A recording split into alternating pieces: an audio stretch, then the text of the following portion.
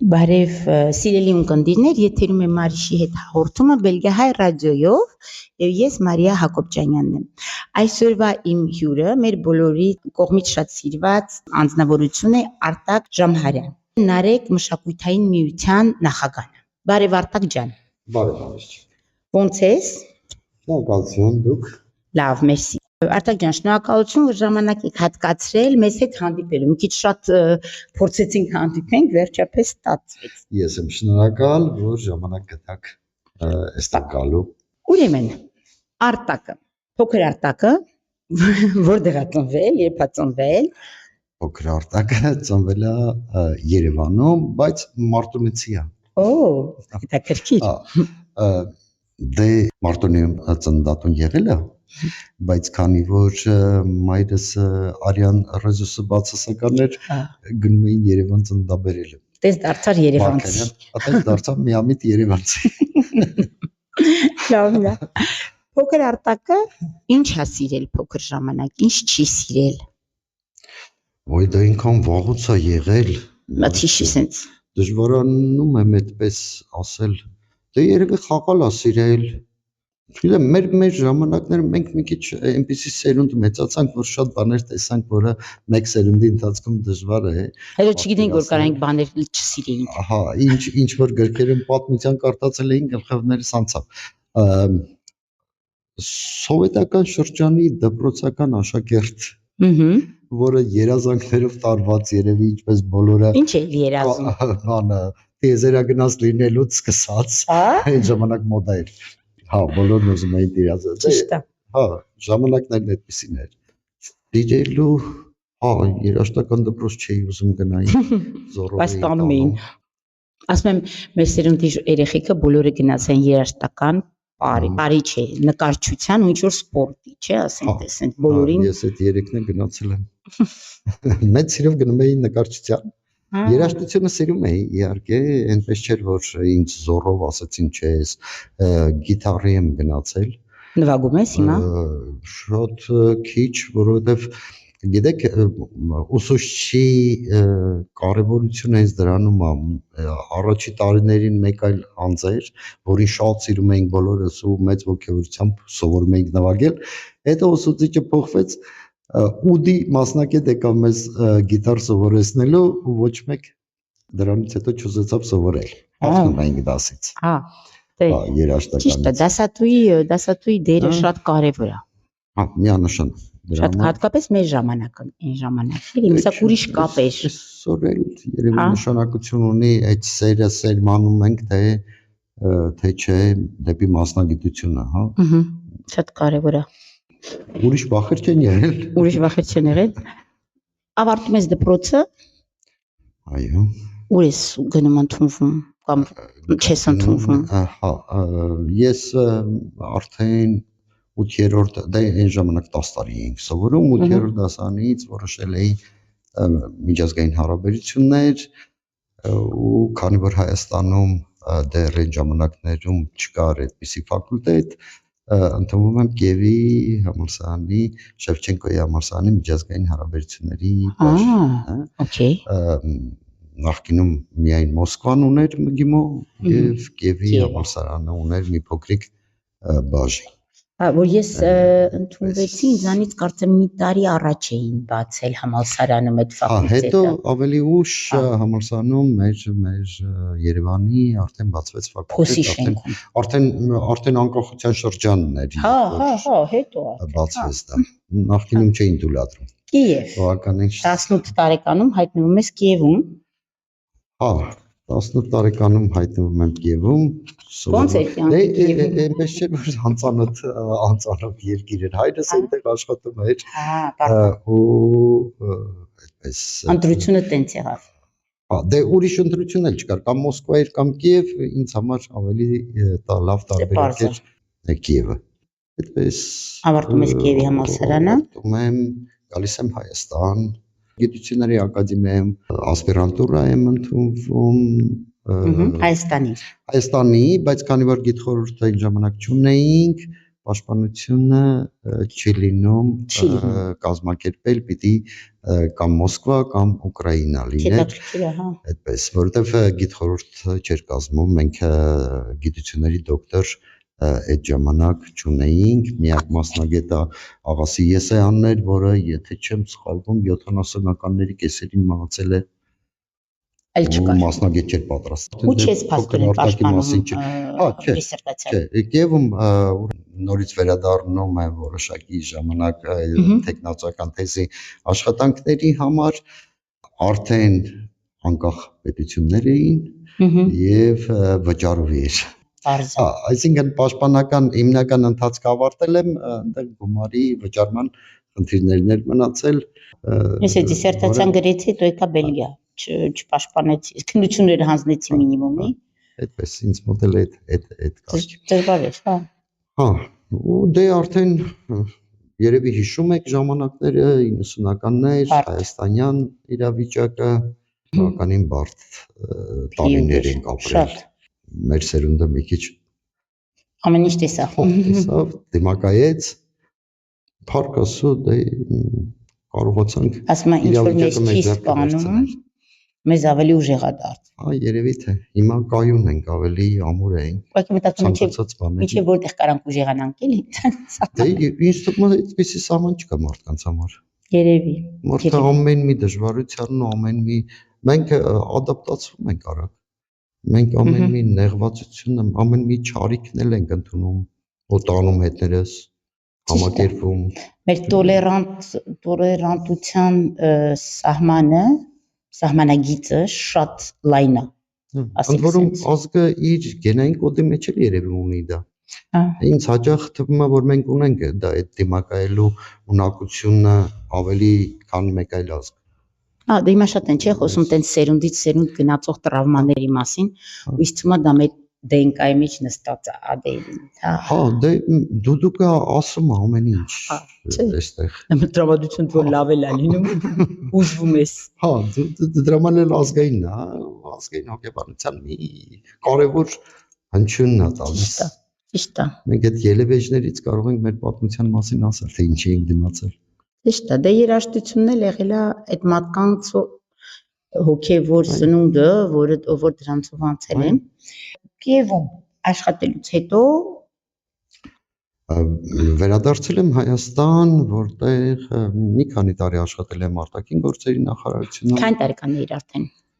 Արդեն 24-25։ Մոտավորապես։ Հա, արտաքին գործերում ինչ էր անում։ Հա, սկզբնական շրջանում արարողակարգի վարչությունում,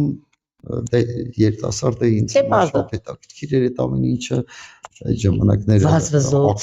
ակտիվ բանակցությունների փուլ էր Ղարաբաղյան հարցի հետ կապված, Մինսկի խմբի բավականին հաճախ գալիս գնում էին։ Շատ հետաքրքիր շրջան էր քո համար։ Հա, ինձ համար դիվանագիտական ասպարեզում իրոք հետաքրքիր էր արարողակարգային մասը, որից հետո հեպատոսական բաժնում, հեպատոսաիրավական բաժնում ինձ բախտ է վիճակվել բավականին լավ մասնագետների հետ Հայաստանի պատմության մեջ, դիվանագիտության պատմության մեջ աշխատելու, հա, մարդիկ, որոնք իրոք մեր դիվանագիտության այդ հենասյուները դարձան, որոնք սովորեցրեցին։ Մենք ունեինք Մինա Գուրգենյան, որը հեպատոսական գործի հզոր մասնագետ էր։ Հա,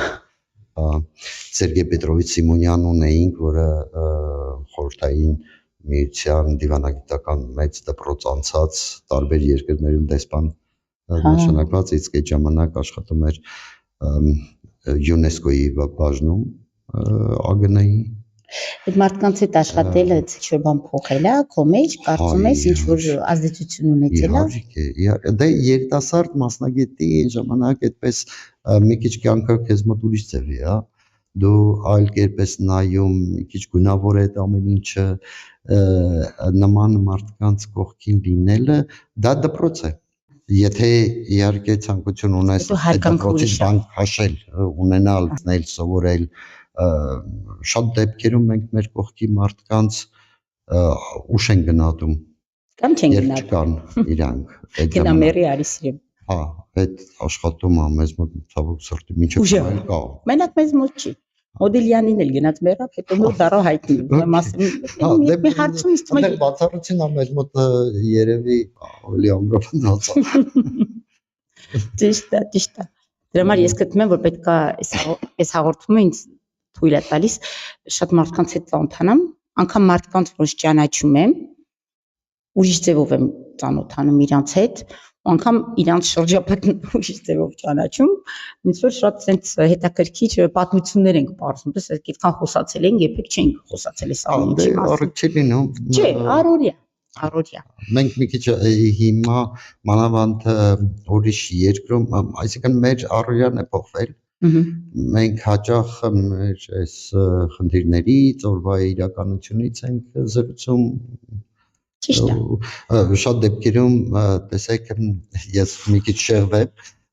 մի տարօրինակ օրինակ բերեմ, դպրոցում երբ մենք մեր աշակերտներին հայրենագիտության դասի մեջ ունենք բաց դաս, որտեղ երեխաները պիտի իրենց ծնողների քաղաքի յուղի մասին պատմեն, հայաստանյան, իրենք աֆիշա են պատրաստում ու շատ են դեպքերը, երբ երեխան նույնիսկ չգիտի, որ հայրը կամ մայրը որ քաղաքից է կամ որ գյուղից, պայմանավորված նրանով, որ ծնողը ժամանակ երբեմն չի ունեցել դրա մասին նստել կամ եւ կարեւորություն չի տվել դրան։ Նստել պատմելու, որ տես ես ինչ գյուղից եմ, այս գյուղը այստեղ է կամ այս պատմությունն ունի։ Գիտես, ասենք ես միշտ ասում եմ, ես որպես հայաստանցի հայ, ասենք ես ինտերվյուների մեջ, գիտես ինչն եմ նկատում, որ օրինակ Սփյուռքի հայերը հիմնականում, որ զրուցում եմ իրանց հետ, բոլորը գիտեն իրանց ընտանիքների ծագումը 1, 2, 3 սերունդ հեռու։ Ու դա իրանց անձի մասն է կազմում, բոլորը խոսում են ինտերվյուների մեջ։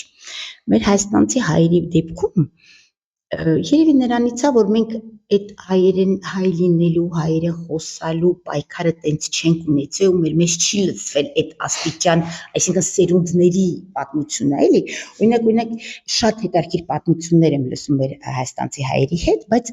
իրանց կյանքի հետ կապված կամ կարող է ծնողների կյանքի հետ կապված, բայց ասենք տենց հերու չենք գնում, էլի։ Ու ինձ հետաքրքիր է, որ Ոնց դու ես ասում, շատ լավ բան եք անում, որովհետև դա ստիպում է երեխաներին գնալ կապ ստեղծել ծնողների, տատիկ, պապիկների, այլնի հետ։ Եվ ծնողներին, որովհետև իրենք ստիպված են լինելու նստել ու պատմել այդ ամեն ինչի մասին։ Ճիշտ է, շատ հետաքրքիր պրոյեկտ է։ Յուրօրինակ տարբերակ է ընտանիքներ ներթափանցելու եւ ստիպելու հայրենագիտությունը։ Հա, չգիտեմ դու կհիշես մի ժամանակ մի շրջան առաջ շատ վաղուց երևի մի 15 տարի առաջ դες մի հատ պրոյեկտ արեցին Եղեռնը եւ ես հայկական համայնքում Նիկոլան էր զբաղվում հրյաների միության հետ ու հիշում եմ որ իմ աղջիկը շատ զբաղվում էր ու նպատակը էր որ իրանք ասենք մարդկանց փոխում հարցնում էին դու գիտեք Եղեռնի մասին չգիտեք կարծեմ 100-ին նվիրված էր այդ լինելու դա դες ինչ որ բան կար ու ես հիշում եմ որ նաև այդ պայմաններից մեկը էր որ երեխաները գնում էին իրենց տատիկներին, պապիկներին, հարևաններին հարցնում էին ու նաև քաղաքական գործիչներին ու պատկերացրու որ Տիան բոլորին սկսեց հարցնել ու վիդեոներ անել շատ հետաքրքիր պատմություններ ինքը իր համար պարզեց էլի աստորեն շատ լավ բան է դա կապում է ստեղծում է առիթ խոսելու դրա մասին գիտեք շատ դեպքերում մենք խնդիրը տեսնում ենք իհարկե տեսեք դուք օրինակը բերեցիք Սիրիայի, Պարսկաստանի կամ մերկավոր հայերի իրենք անմիջապես այդ վտանգը զգացել են դրա համար իրենք իրենց մոտ ձևավորել են դրան հակադարձելու իրենց օրինակները դա շատ լավ է մեզ համար որպեսզի մենք դաս քաղենք մենք Բելգիա 90-ականներից եկած հասարակական հարաբերությունները մի քիչ ուրիշ են մենք այդքան չենք զգում կամ կարևորություն չենք տալիս բայց հետևանքները այդ արդյունքը հետո են քաղելու Ճիշտ է, Սյուզանն էլ էր ասում ինտերվյուի ժամանակ Կոմիտասի երաշտական դպրոցի, ասում ամառը մի անգամ որոշել է, որ սեպտեմբերին երեխեքը վերադարձան, ասեցի ինչ եք արել Հայաստանում, ուր եք գնացել, ասեցին գնացել ենք ես ինչ մոլը, կամ ինչ մոլը։ Կամ խորված ուտել, մեզ մոտ ամեն ինչ դարձել է։ Չգիտեմ, միգուցե ամեն մարդ իր վրա պետք է պատասխանատվություն վերցնի մշակույթը, գեղեցիկը,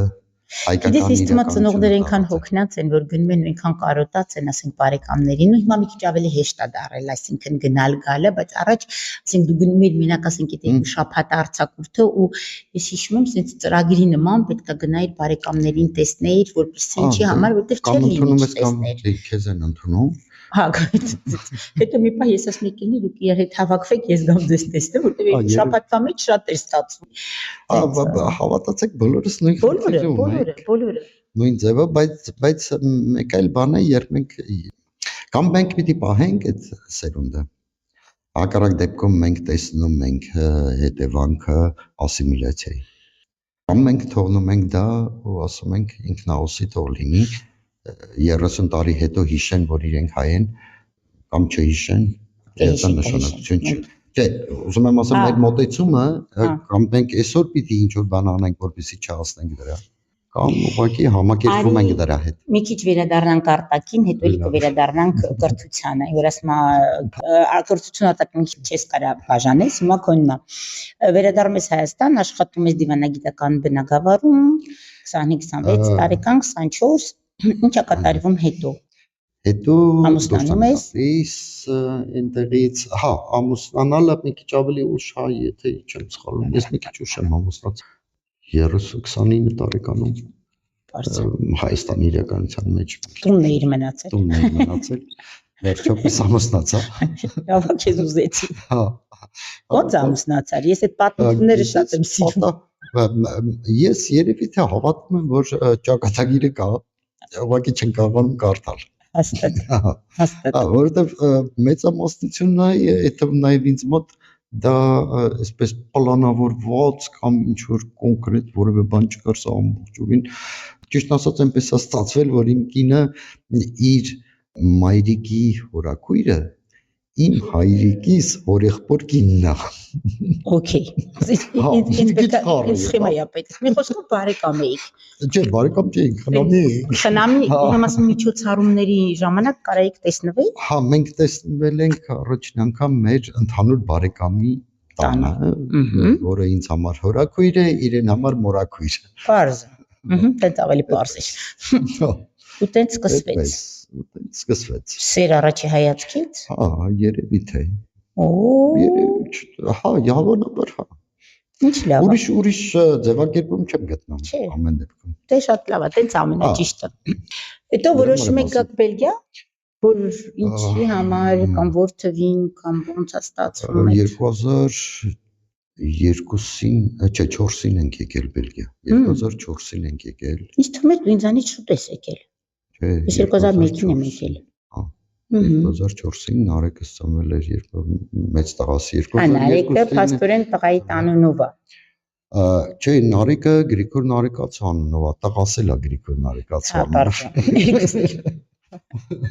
Նարեկ այդ հասկացությունը ինձ համար մի քիչ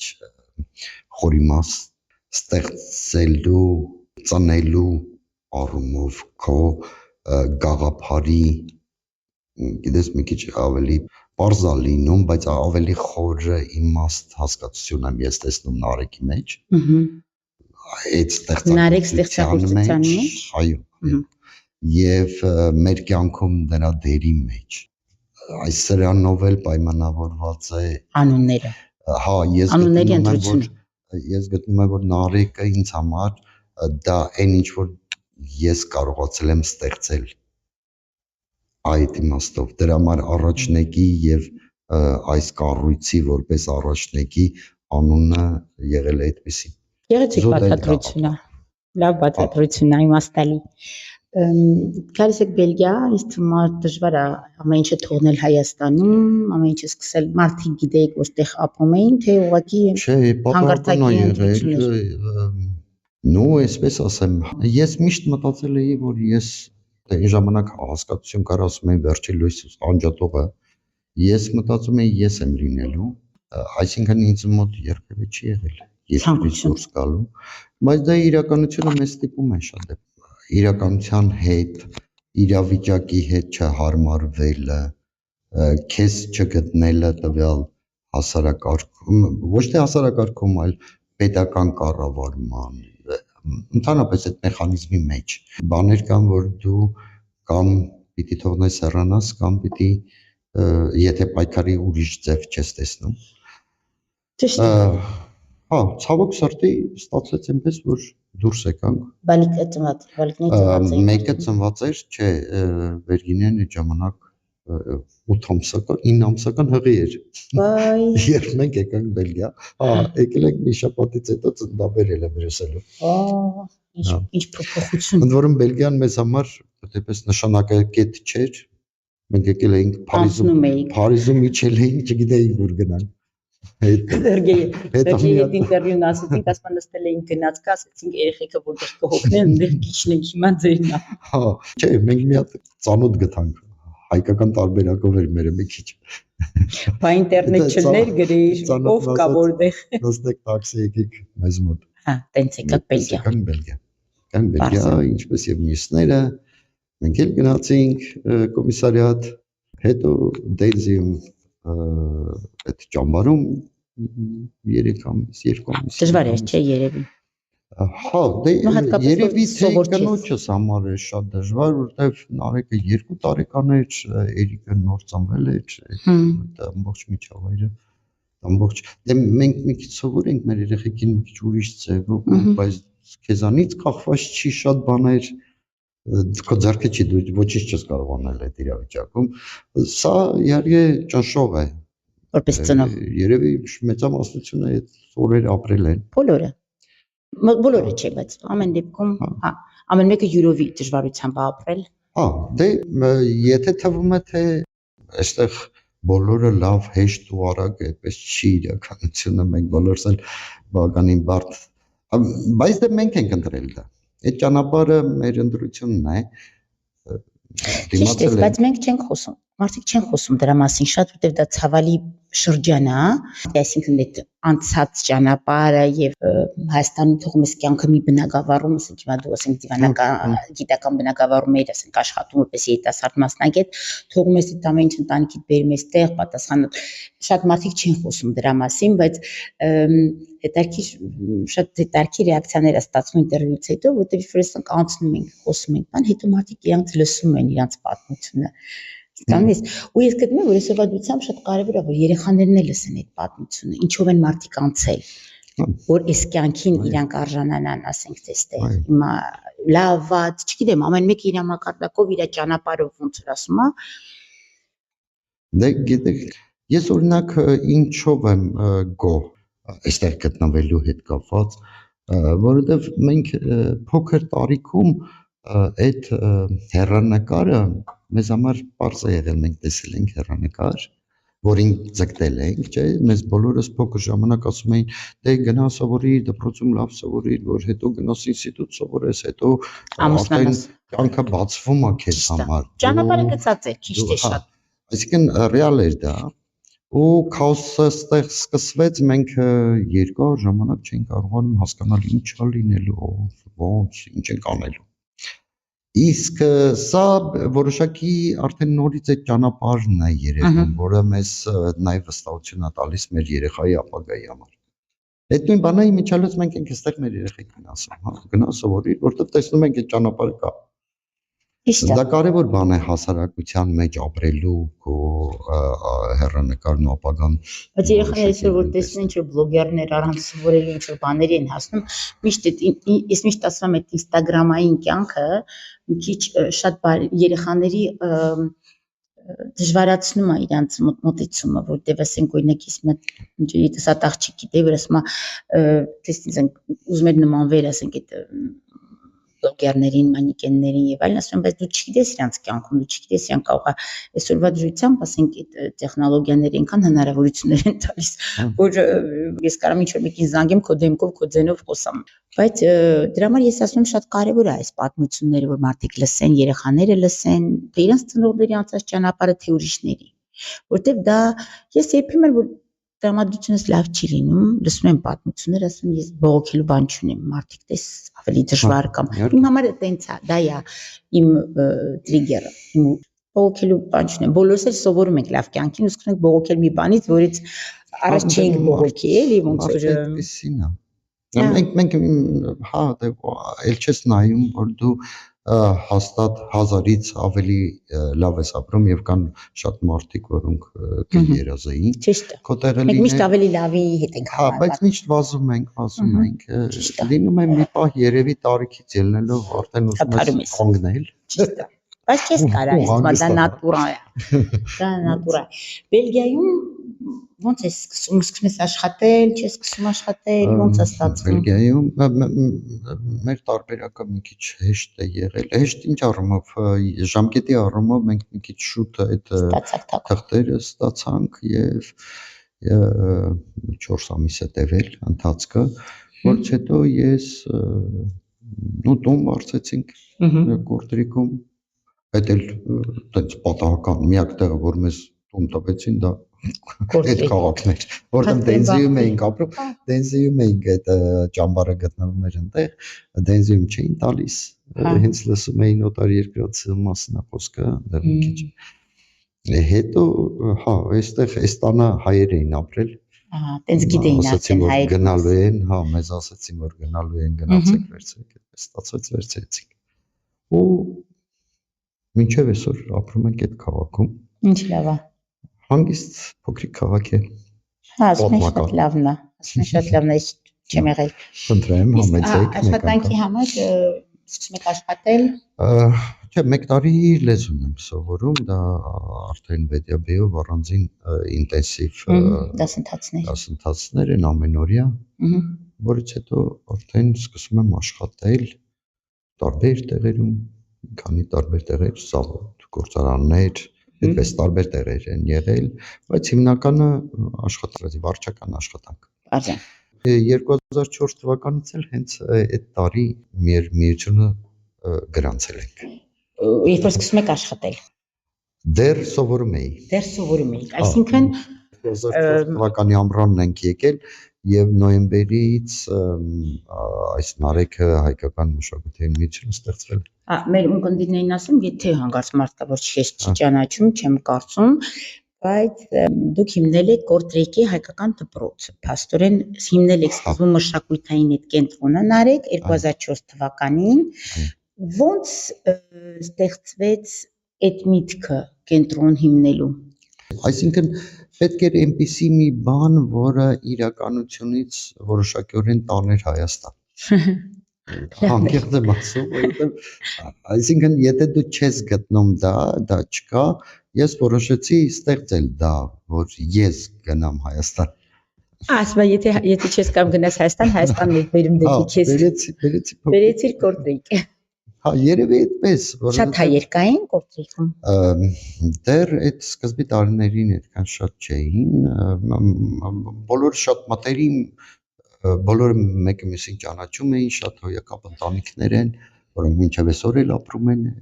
այն քաղաքում մշակութային կենտրոնը ինչով է սկսում զբաղվել թե միանգամից դպրոց եք հիմնում չէ միանգամից դպրոց չէր մշակութային կենտրոնը ցուցահանդեսներ համերգային ծրագրեր էինք նախատեսում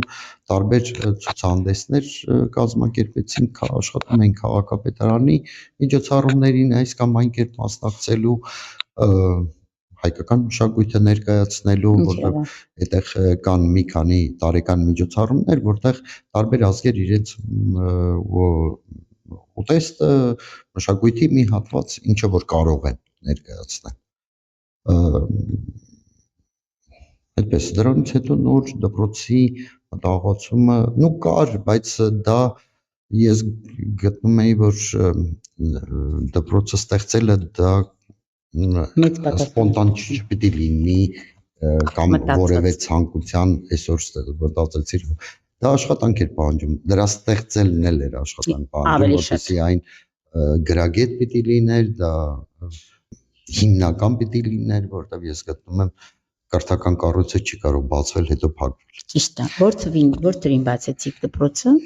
16 թվականին փաստորեն 2 տարի 2016 թվականին չէ 16 հա 12 տարի 2004-ին եք հիմնել բանը համայնքը 2016-ին դպրոցը ստեղծվեց շատ լավ գիտեմ որ ձեր դպրոցը շատ ակտիվ գործունեություն ածավալում,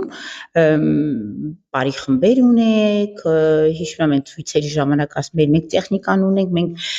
բարի խմբեր ունենք, հիշում ես մենք տենց առաջի անգամ հանդիպեցինք այդ ցույցերը, որ ես կազմակերպում էի, դու ասում ես ինչ ես ուզում Մարջան, ասա մենք բերենք կամ որ ու նաև գիտեմ որ դուք շատ լավ հարաբերություններ ունեք ձեր կորտրիկի քաղաքապետարանի հետ, որը շատ ամենադեպքում շատ միշտ ասում ես որ աջակցում են, միշտ ներկա են, այսինքն փոխադարձ է լինում, բայց շատ միշտ ասում ես որ իրանք շատ լավ աջակցում են հնարավորին չափ։ Դե տեսեք յուրաքանչյուր կառույցի համար կարևոր շենքային պայմաններն են։ Եթե դա հնարավորություն ունենում ձեռք բերելու կամ օգտագործման իմաստով արդեն մեծ աջակցություն է։ Մենք սուբսիդիաներ չենք ուզում, որովհետև դրանք այնպիսի գումար է, որը ոչ մի հարց չի կարողանա լուծել, արդյունքում հաշվետվություններ մենք պայմանավորվում ենք միշտ մինչև այսօր, որ մեզ զեղչեր տրամադրեն շենքային պայմաններում վարձակալության։ Սա ավելի շատ է անհրաժեշտ, որովհետև համերգներ, դահլիճներ, դպրոցի Ես գիտեմ որ անցած տարի կազմակերպել էիր բարի փառատոն ու ես շատ հանգարցակ իմացա, որովհետև Աթենքից ընկերուհիս ասեց աղջիկս գալու է Բելգիա փառատոնի բարի, ասեցի մի րոպե, ինչ Բելգիայի փառատոն, նորը տենց հետո զրուցեցինք, պարզվեց որ կորտրիկում էիր կազմակերպել Անտվերպենում է կացվել, Անտվերպենում 2 տարի առաջ։ Քանի աշակերտ ունեք հիմա արդեն Կորտրիկը մոտ հիմա ճիշտ կոնկրետ թիվը չեմ հիշում, մոտ 70-ից մի քիչ ավել են։ Անտվերպենի մեր հիմա քանի տարի առաջ ես դպրոցը բացել Անտվերպենի։ Անտվերպենը արդեն 2-րդ տարին է, դեռ ավարտող աշակերտ չունենք, մենք երամյա կրթություն ենք տալիս, դեռ ավարտող չունենք։ Բարձր, միշտ տարի կունենանք առաջին ավարտողները Անտվերպենում։ Իսկ Անտվերպենում քանի մոտ 100 աշակերտ են, դրանք մենակ դպրոցը չէ իհարկե, բարի խմբերը, դպրոցը, խմբակներ ունենք, շախմատի,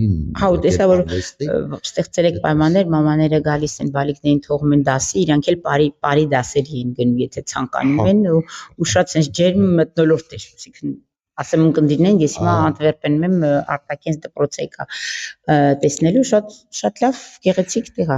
Գիտեք մենք կարևորը երբ հայկական կառույցը, որը գործում է, դա լինի ընտանիք։ Ճիշտ է։ Եթե ամեն մեկը պիտի զգա, որ դա իրենն է, սա ոչ Արտակինն է, ոչ Պողոսին, ոչ Պետրոսին է։ Մրցակցություն չկա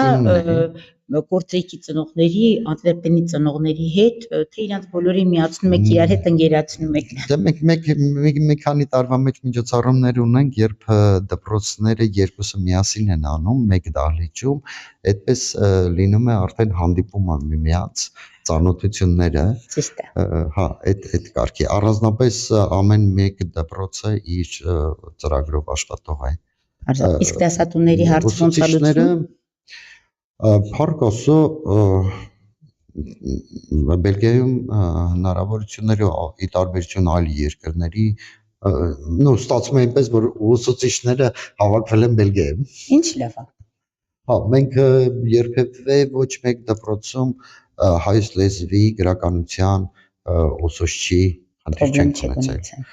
Շատ հոյակապ մարդիկ են աշխատել դպրոցում, եղել են մարդիկ, որոնք իրենց ընտանեկան խնդիրներից կամ տեղափոխությունից ելնելով դուրս են եկել, բայց Փառք Աստծո այդ հարցում խնդիր չունենք, մենք վերապատրաստման ենք ուղարկում ուսուցիչներին Հայաստանում, այո։ Նաև ես գիտեմ, որ դու սերտ կապեր ունես, ինքնին Հայաստանում կրթության նախարարության արտաքին գործերի բաժնի կատարված աշխատանքների հետ լավ հետևում ես, մասնակցում ես, ձեր ուսուցիչներ, ոնց որ ասեցիր, հնարավորին չափ գնում մասնակցում են այդ դասընթացներին։ Իսկ ասենք կան ուսուցիչներ, որոնք չեն կարող գնալ մասնակցել։ Դե փուլային ենք անում։ Այսինքն տարին 1-2 ովքեր որ գնում են, հիմնականում համապատասխանեցնում ենք, երբ այդ մարդը այս տարի գնում է Հայաստան, հիմա միանգամից նաև առիթը օգտագործում ենք, որպեսզի վերապատրաստումը անցնի, համ իրենց համար է լավ լինում, համ էլ այսպես այնպես գնալու են։ Այնպես աշխատում ենք այդպես անել, մենք ամբողջ կյանքում պիտի կրթվենք։ Ճիշտ է։ Դասախոս Մեկը որը ասեց ես ամեն ինչ գիտեմ, հավատացեք ոչինչ չգիտի։ Հա։ Դե դու լավ գիտես մամային, պապային, ես ասենք միշտ ասում եմ, ես պարտանում եմ, որ ծնվել եմ այդ ընտանիքում, որտեղ մաման էլ, պապան էլ իրանց այս տարիքում ամեն ամառ իրանք մշակում են նոր նյութեր, աշխատում են իրանք դասընթացի վրա, իրանք աշխատում են իրանց վրա, այսինքն դա այն բնագավառներից է, որտեղ դու չես կարող կանգ առնել, հատկապես այսօր, երբ որ այս տեխնոլոգիաները, մեթոդները, դասավանդման մեթոդները, ամեն ինչը փոխվում է, ամեն ինչ այսօրվա դրությամբ դու չես կարող երեխային սովորեցնես անպահեզ դպրոցում հին մեթոդներով, չի ստացվի, այն ինչ որ մեզ հետ գործել է, չի ստացվի։ Դե բացի դա մենք առավել մեծ խնդրի առաջ ենք կանգնած, որովհետև եթե հայկական հայաստանյան դպրոցը պարտադրման մեխանիզմ ունի, իսկն եթե այդ երեխան չսիրեց, մենք պիտի սիրով բերենք։ Ճիշտ է։ Մենք պիտի գիտեք համոզել, պարտադրել այստեղ չի աշխատի սա, այն տարբերակը չի։ Աշխատի ինչ է որոշ տարի։ Հա, կամ ինչ որ մի քանի օր։ Երեխան պիտի երջանիկ գա հայկական դպրոց, որովհետև սա է իրեն համար Հայաստանը, հայրենիքը։ Այդ մթնոլորտը չստեղծվեց, մենք չենք էլ կարողանա այդ սերը սերմանել իր մեջ։ Ճիշտ է։ Ես իմ կողմից ուզում քեզ շնորհակալություն հայտնել անձամբ, որովհետև ես ինչ միտք ունենամ, ինչ առաջարկ ունենամ, դու առաջինը պատասխանում ես ես ներկա ինչով օգնեմ։ Ասենք հիշում ես սեպտեմբերին էլ որ կազմակերպեցին այդ հանդիպումը դպրոցների եւ ընդհանրապես դասավանդման, հա, այդ բնակավարների մասնակիցների հետ շատ գեղեցիկ միջոցառում ստացվեց ու բոլորս այս ծրագրով, դասատուներով, ծրագրով, պրեզենտացիաներով եկել էիք ու շատ հետաքրքիր միջավայրեր, որտեղ ասենք դպրոցներ կային, որ ավելի երիտասարդ էին, տենց լավ չէին ճանաչում կամ չէին ճանաչում ու դեր մեջ սենց սերտ ընկերություն ստեղծվեց, ասեմ, սենց ամեն դեպքում ծանոթություն ստեղծվեց ու ես միշտ երազել եմ դրա մասին, որովհետև դա բոլորիդ նպատակը նույնն է, այսինքն ու ասեցինք, որ մյուս տարի ես մի քիչ սենց վերջի վարքյանին էի որոշել, սենց 10 օրում, թե ինչ սաղ 10։ Դա շատ կարևոր բան է։ Ես միտքս ասեցի ու հուսով էի պետք ասեք չէ Մարջան, ոնց, դուք էլ ասեցիք, հա Մարջան, տենց ստացվեց, շատ շնորհակալություն, որովհետև շատ կարևոր է, երբ ինչ-որ բան առաջարկում ես, ուզում ես, որ ասենք բոլորը, չէ, ու ամեն դեպքում ով կարողացա, որովհետև ժամկետը շատ կարճ էր, բայց մյուս անգամ կփորձենք ավելի տենց նախորդ պլանավորենք։ Հարթակը իրոք հարիշ անկեղծ շնորհակալություն քեզ, որովհետև բոլորի համար սպասված էր շատ համարյա չի լինում այդպիսի արտակներ, որտեղ մենք կարողանայինք խոսել, հանդիպել, իսկ դա ես գտնում եմ այդ շփումը պիտի լինի փորձի փոխանակման համար, ճանաչողական իմաստով, դրական ինչ որ բաներ փոխանցելու իմաստով։ Ճիշտ է։ Ու հատկապես տենց բարի մթնոլորտում, որտեղ չկար ոչ մի քննադատում ու ես ինքան սենց պոզիտիվ էներգիա ստացա, թե միջոցառման ժամանակ, թե շատ սենց հաճելիորեն զարմացել էի, թե ոնց մասնակիցները ամեն մեկը յուրովի պատրաստվել էր այդ միջոցառմանը։ Յուրաքանչյուր անձ ինչ որ մի բան դուրս էր բերել այդ միջոցառումից, ես չէի սպասում։ Իհարկե մենք ուսուցչի կրթությամբ զբաղվող դարերով արել ենք, բայց շատ հազվադեպ են գնահատել։ Ճիշտ է։ Մասնագետներն էլ մեծ պահանջարկ ունեն օդի ու ջրի պես միմյանց հետ զրուցելու փորձը փոխանակելու։ Խոսքը գնում են մարդկանց մասին, ովքեր գնահատում են կրթությունը, արժեքավորում են այդ կրթությունը։ Ես գիտեմ, որ դուք շատ սերտ կապեր ունեք Մեխելենի դպրոցի հետ, չէ, Լիաննայից դպրոցի, ու հիմա ճանապարհորդելու եք, չէ, իրար հետ, եթե ես ճիշտ եմ հիշում, իրար հետ չէ։ Այս անգամ մենք հա չէ, երկու դպրոցներից բավականին մեծ քանակությամբ խմբում եղավ, իրենք դեռ մյուս անգամ նոր կմասնակցեն։ Որտեղ հիշում եմ, այն ժամանակ նոր զրուցում էիք դրա մասին։ Հիմա ձեր դպրոցը գնում է ուր։ Մենք իրականացնում ենք հայկական հետքը Վենետիկում, այդ պարագայում Վենետիկում արդեն երկրորդ տարին է, մենք ծրագիր ունենք, մեր դպրոցի մեր միության ծրագիրն է, որը ուսումնաճանաչողական այցելություն է նախատեսում, գնում ենք հայկական Վենետիկը տեսնելու դասախոսությունների։ Քանի աշակերտ եք տանում։ 27 աշակերտ եւ ընդհանուր մնացածը ծնողներ են 42 հոգի են գնում։ Բարձր, ծնողներներ են գրանցվել։ Հա, երիտասարդ ծնողներ ունենք։ Ես գիտեմ, որ դուք նաև շատ բաներ անում եք on-line։ Դու ինձ ասեցիր մի ժամանակ, որ թանգարանների հետ եք աշխատում, որտեղ առցանց այցելություններ կամ տենց ինչ-որ մենք պայմանավորվածություններ ունենք տարբեր թանգարանների հետ, որը մեզ ապահովում է նաև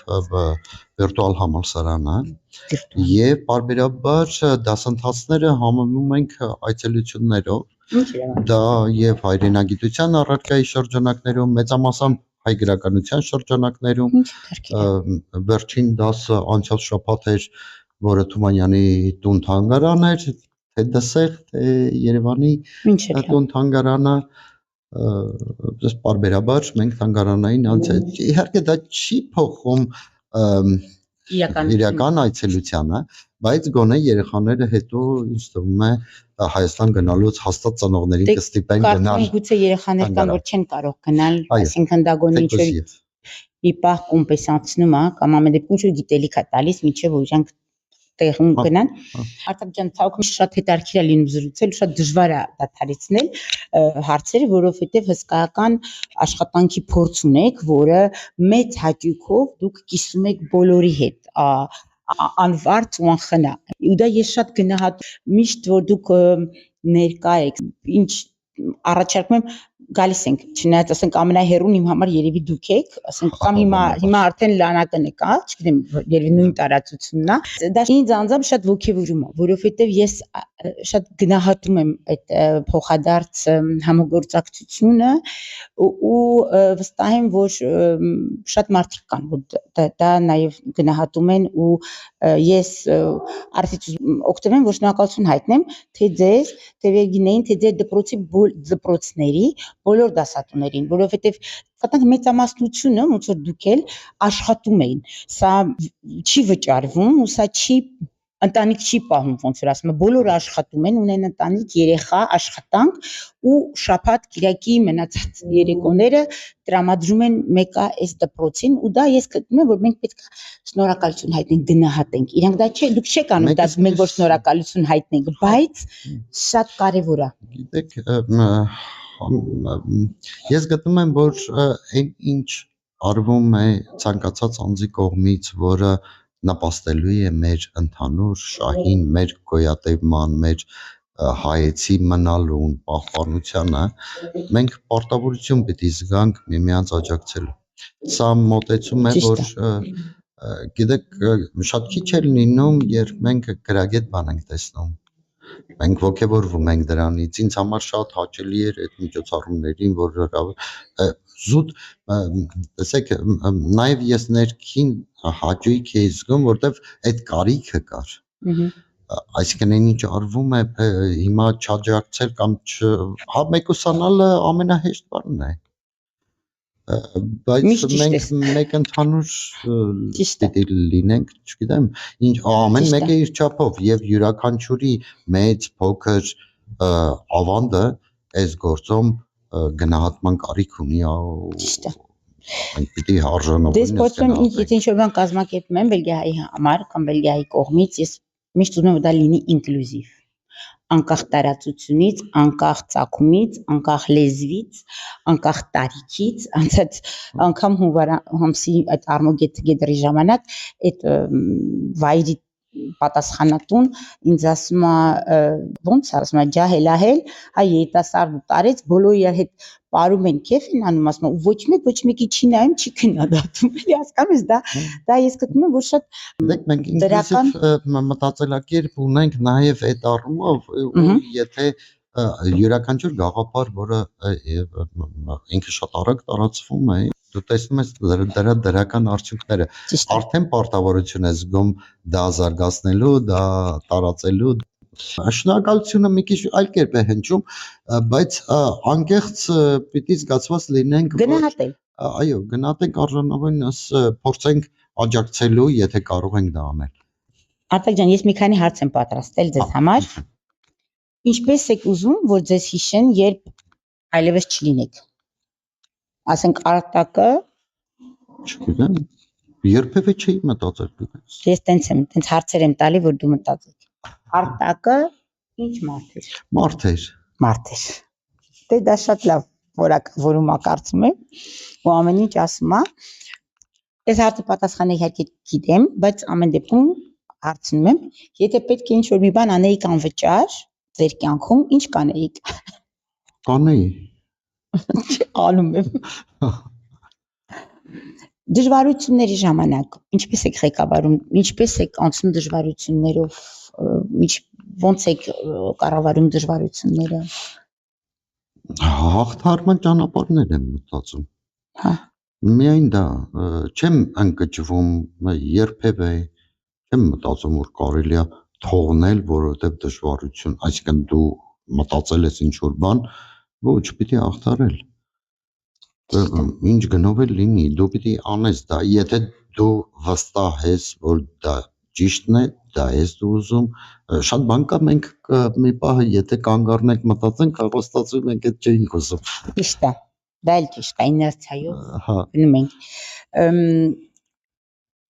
Արդյոք սովորություն ունես տոնել, նշել քո ձեռքբերումները կամ ինքդ քեզ շնորհակալություն հայտնել Չէ, ուրախանում եմ որ ստացվեց հա այդ օրը տենց ուրախ եմ ամբողջ օրը Արմենի տղեն ասում էր ուրախում եմ հա տենց ուրախում եմ Ինչի համար ես երախտապարտ կյանքում որ կյանքը ինձ ընձեռվել ծնողների կողմից որ գիտես երախտապարտ եմ ընտանիքիս, կնոջս երեխաների համար, երախտապարտ պետք է լինել այն բաներից, որը քեզանից չէր կախված ու քեզ նվիրել են։ Այդ կյանքներն նվիրել։ Ես չեմ կարծում, որ այսօրվա դրությամբ ընտանիք պահպանելը, երեխաների հետ լավ հարաբերություն պահպանելը, կյանքը քեզ տվել է վերգինեին, բայց հետո ինչ ես անում այդ տվածի հետ, արդեն դա ճանապարհն է երևի։ Հա, միանշանակ, չէ, ես նկատի ունեի, որ այդ երեխաներին կոնկրետ ինքն է տվել։ Ինքն է տվել։ Կա ինչ-որ բան, որի համար զղջում ես։ Այդպես գլոբալ չէ, բայց իհարկե կան բաներ, որ չես արել, որը մտածում ես, որ արժեր դա անել, հետո ես գիտակցում, որ հա, շատ կան։ Ինչ կփոխեիր, եթե կախարդական փայտիկ ունենայիր։ Ոչ մի բան։ Չէր փոխի, ինչ լավ բան է։ Տվյալ պահին ինչի վրա է բևեռված քո ուշադրությունը։ Մենք մի քանի միջոցառում ունենք տարվա մեջ, այդ դրանց վրա, դալիճ։ Ու մի հատ շատ լավ միջոցառում ունես, որը դեռ ծրագրավորման անիմաչ է, բայց մենք գուցե կարանք Եթե չես զրուցենք դրա մասին, մի երկու բառ, որտեվ կարող է պատահի ինչ-որ մարդիկ կան, որոնք կարող է ես երբեմն մեյլը որ ստանում ես, նույնը չի, երբ որ լսում ես դրա մասին։ Մի երկու բառով ուղղակի մի հատ ներկայացրու միջոցառումը, որը շատ գեղեցիկ ու հետաքրքիր միջոցառում է։ Հա, մենք նախաձեռնում ենք Բելգիայում առաջին հայկական կրթական համաժողովը անցկացնել, որտեղ հրավիրվելու են բոլոր դպրոցները, որոնք կան, բոլոր այն մարդիկ, ովքեր կրթության հետ այս կամ այն կերպ առնչություն ունեն եւ մասնագետներ են եւ օրակարգ ունենք գտնում եմ որ անհրաժեշտությունը կա Բելգիայում կրթական այսպես ոլորտը կարգավորման անհրաժեշտություն եմ տեսնում եւ իսկ դա պետք է բոլորիս աշխատանքի արդյունքը լինի, այդ թվում նաեւ հայաստանյան մասնագետներ, տարիների փորձ ունեցող, Այսինքն ինքը միքսդ միջոցառում է լինելու առցանց եւ ներկայությամբ։ Այո, նախատեսում ենք հավանաբար հոկտեմբեր ամսին անցկացնել, սեպտեմբերից հետո եւ հրավիրել բոլոր մասնագետներին ու քննարկել, ոչ միայն քննարկել ուղղակի խոսելու համար, այլ մենք նախատեսում ենք նաեւ չափորոշիչներ միասին հիմնել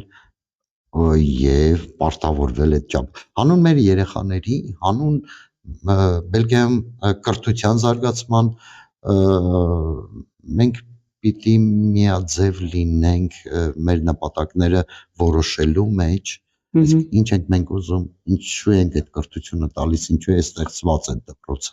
Այս սա կարևոր հարցեր են, որ յուրովի ենք ամեն մեկս պատկերացնում, բայց կան գլոբալ խնդիրներ, որի լուծմանը կարող եք մասնակից։ Դրա համար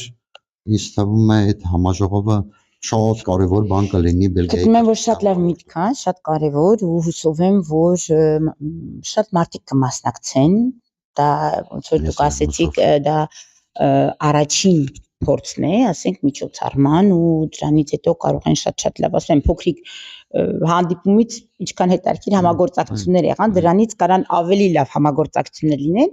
ու ես հրավիրում եմ բոլոր այն անձանց, որ կցանկանան մասնակցեն, դիմեն արտակ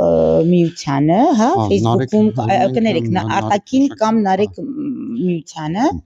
Այո, մենք մեր կայքեջում նաև տեղադրել ենք եւ դրան հետո ավելի ուշ բոլոր դպրոցների նամակներով ամբողջ փաթեթը կստանան, որպեսզի նախորդ ծանոթանան եւ ելույթներ կնախատեսվեն, դպրոցները իրենց ներկայացնելու հնարավորություն կունենան։ Իսկ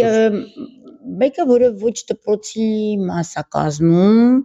ոչ մի բանի մաս չի կազմում, բայց իրան հետաքրքրում այդ բնագավառը, կարող է մասնակցել։ Իհարկե, բաց է հարթակը, դա համաժողով է։ Մենք պիտի բոլորս քննարկենք դա։ Պարզ է։ Այսինքն դա բաց է մասնագետներին եւ բոլոր նրանց, ով հետաքրքրված են այդ հարցով։ Այո, Մարիչա։ Մենք մեծ սիրով հրավիրել ենք։ Հիանալի պրոյեկտ է։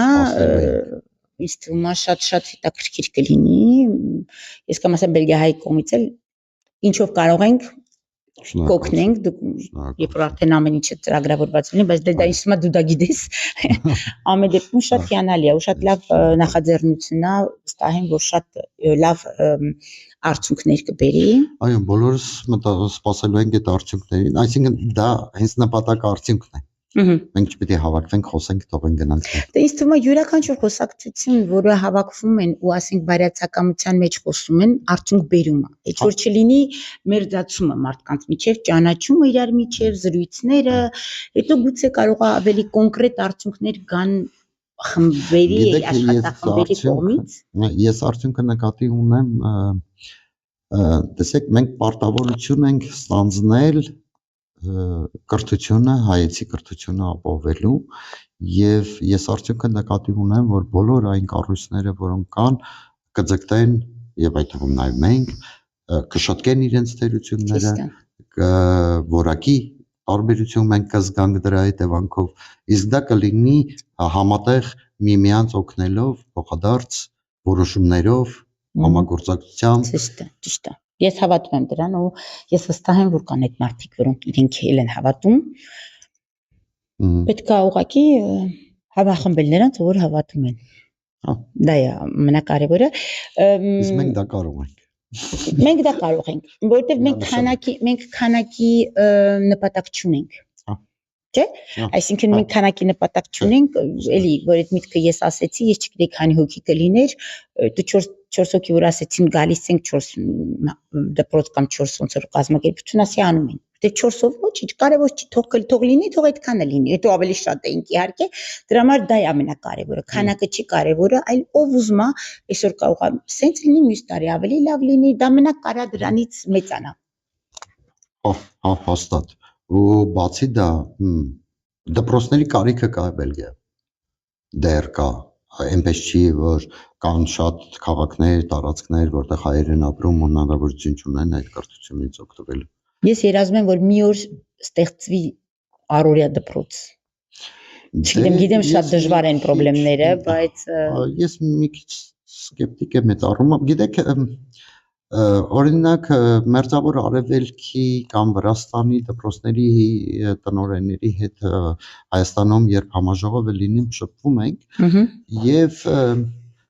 դա իր խնդիրներն ունի։ Իհարկե։ Որովհետեւ դու կախված ես քո ուսումնական ծրագիրը կազմելուց ղեկավարության հետ, այնտեղ բավականին խնդիրներ են ֆինանսավորման։ Իսկ մենք ազատ ենք։ Դուք ազատ եք ավելի։ Այո, մենք ենք որոշում կան։ Հավատացեք, նույն ժամանականակն ենք տրամադրում պատմության դասին, հաջորդ պատմության նաև այնտեղ ու այնտեղ եթե սահմանափակեցին, կրճատեցին, ինքը կրճատում է, իսկ մեզ ոչ ոք չի կարող սահմանափակել։ Այդ դեպքում դու կախված ես կրթության նախարարության ծրագրից, երևի։ Այն ծրագրից, որը մասնագետներն են, բերեք նախարարությունը այդպես որպես այդպեսին չասենք, այլ ասենք մասնագետներն են կազմել այդ ծրագրը։ Այսինքն մենք այսօր որ օգտվում ենք այն ուսումնական ծրագրերից եւ դասագրքերից, դրանք կազմված են հայաստանյան տարբեր այդ ոլորտի տարբեր մասնագետների համատեղ աշխատանքի արդյունք է։ Շատ կարևոր է հարգել այդ մարդը։ Իհարկե։ Ինքնուրույն Արտակ Ժամհարյանը չի որոշում հայ լեզվի ուսումնամեթոդական ծրագիրը։ Բայց Արտակը նյուանսներն է մտցնում։ Կարող է յուրահատուկ են, որցե քո բնագավառի մարդկանց կարող այդ նույն բանը չաշխատի ուրիշ քաղաքում, ուրիշ երկրում։ Միանշանակ այդ փոփոխությունների իրավունքը կա, այդ հնարավորությունը տալիս է նաև ծրագիրը։ Եղավ, շատ շնորհակալություն։ Մեկ անգամ եւս ուզում եմ անձամբ իմ անունից եւ Բելգիա ռադիոյի անունից քեզ շնորհակալություն հայտնեմ քո ժամանակի համար, որ տրամադրեցիր մեզ, չնայած այս դպրոցում իրանք պրոստը ընկերները չեն պատկերացնում, մենք եւ 3 անգամ սենյակ փոխեցինք, որտեղ դասեր կային, շատ աշխույժ դպրոց է։ Շնորհակալություն ձեր արած աշխատանքի համար, ձեր անձնանվեր աշխատանքի համար, որտեղ աշխատանք տուն երեխա գումարած շաբաթ կիրակի բարդ է միշտ լինում, այսինքն բարդ չէ, դա ոնց ասեմ, անգլերեն commitment, այսինքն դու դրանով ապրում ես, դա ուրիշ ձև հնարավոր չի, մենակ դու չէ, դու էլ քո կինն էլ քո երեխաներն էլ, ասենք ճար չկա, էլի, չես կարող ասես ես շաբաթ օրը չեմ գալիս, ասենք, հա։ Որովհետև դու պատասխանատու ես գիտեք բաներ կան, որ երեխաների աչքերին նայելով դու արդեն պարտավորվածություն ունես, դու չես կարող։ Ճիշտ է։ Գոզելով չի։ Ճիշտ է։ Շատ ուրախ եմ, որ կա նման ակտիվ դպրոց ու ակտիվ ծրագիր ու միշտ մեծ հաճույք է քեզ հանդիպել ու զրուցել ու փոխանակել։ Մարիշյան, ես եմ շնորհակալ, որ ուշադրություն դարձրեցիք։ Միշտ։ Եվ քեզ եւ Բելգիահային, դե Բելգիահայը ստեղծման օրվանից բոլորս այսպես ոնց որ փոքրիկ երեխայի սենց ենք նայում, որ մերը ծնվել է։ Ու լավ որ ծնվել է, մենք բոլորս ուրախ ու հպարտ ենք, որ այն ծնվել է ու արդեն մեծանում է, արդեն մեկ բան ենք տնելու, այդ նոր կամավորների կանչ ենք տնելու, որտեղ արդեն ծրագրերը շատանում են, բարձրանում են, բոլորս է կամավոր ենք, իհարկե այնտեղ ֆինանս դու ինքդ գիտես, տենց կառույցներում ֆինանս չկա, բայց հետաքրքրանում է հաղորդումները, մենք արդեն 24 ժամ 7 օր շատ ուրախալի է, ճիշտ աշխատանքը շատ ումա, բայց մեծանում ենք։ Բոլորիս համար է, մենք գիտեք, հետո հպարտանում ենք, ինչով, այսօր փոքր աշխատանք ամեն մեկս անում ենք, ընդհանուր մեծ գործ է ստացվում։ Թողնել մեկ անձի վրա անհնար է, դա չի կարող լինել։ Բելգիահայը բոլորի ռադիոն է, ես ասում եմ, մենք ես երևի չեմ հանդիպել այդպիսի մարդ, որ այսպես այդ մերն է բառը չօգտագործի Բելգիայի վերաբերյալ։ Դե փորձում ենք։ Ամեն դեպքում բոլորինս է, շնորհակալություն, որ ինքը կա։ Բարգավաճում եւ հզորացում ենք մաղթում։ Հատկապես որ կա այս փոքրիկ երկրում։ Մենք էլ, իհարկե, եւ մենք էլ պատրաստական ենք ցանկացած պահի։ Շնորհակալություն բոլորս իրար հետ, բոլորս։ Մեր ունկնդիրներին ես կցանկանամ բարի օր, կիսվեք այս ինտերվյուով ուղարկեք տարբեր մարդկանց, կիսեք մեզ հետ ձեր կարծիքը, ինչ մտածեցիք, ինչ առաջարկներ, կարող եք արտաքին առանձին գրել, վստահ եմ շատ ուրախ կլինի ձեր արձագանքների համար, իսկ ես ձեզ ասում եմ ինչ նոր հանդիպում։ Շնորհակալություն, միշտ նոր հանդիպում,